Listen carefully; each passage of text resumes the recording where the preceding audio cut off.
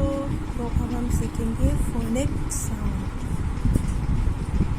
तो phonic sound में सबसे पहला हम जैसे पढ़ते हैं ना, A for apple, B for bat, तो अब हम उसमें थोड़ा सा चेंज करेंगे क्योंकि अब आप बड़ी क्लास में आ गए, तो हम उसको थोड़ा सा चेंज करेंगे। और ए को हम बोलेंगे ए से एप्पल। क्या बोलेंगे? ए से एप्पल। बी से बैट। बी से बैट। सी से कैट। सी से cat. D says dog. D says dog. E says, अब हम थोड़ा सा E says up. E says egg. E says egg. F says for. F says for fan. F says for fan. G says goat.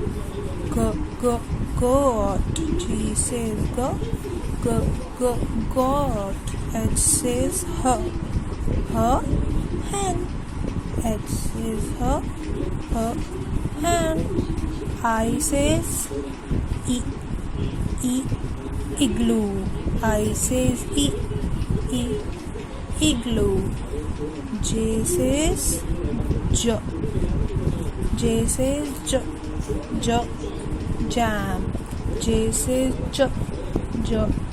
jam.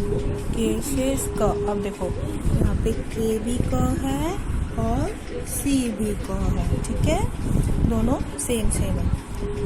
K says क kangaroo।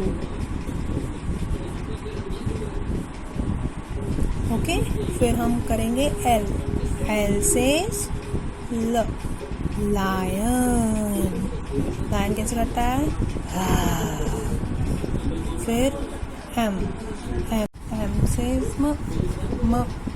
mango। फिर N says nest। हमेशा पहले वाले sound को उसके साथ वाले sound के साथ मैच करके पढ़ेंगे, ठीक है। O says owl। Next P says parrot। देखा है ना सबने, ग्रीन कलर का पैरेट। उसके बाद Q, ये थोड़ा सा सेम साउंड करता है। Q queen। फिर R says rat। S says sun। T says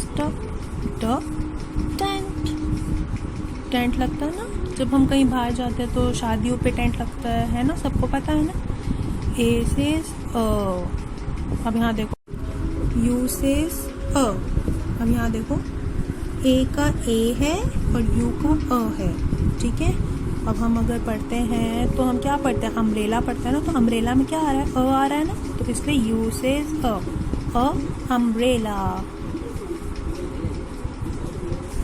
उसके बाद V says van और W also says wap। X says X, ये सेम है। X says X-ray, हमारी बॉडी का एक्सरे होता है ना, या फिर हम इसे लिख सकते हैं बॉक्स में भी X आ रहा है ना एंड में, तो हम यहाँ पे भी X पढ़ रहे हैं, यहाँ पे भी X पढ़ रहे हैं। फिर Y says yak और Z says नीचे छोटा सा डॉट जू। तो हम अब सारे लेटर्स को दोबारा विदाउट मैम की हेल्प पढ़ेंगे।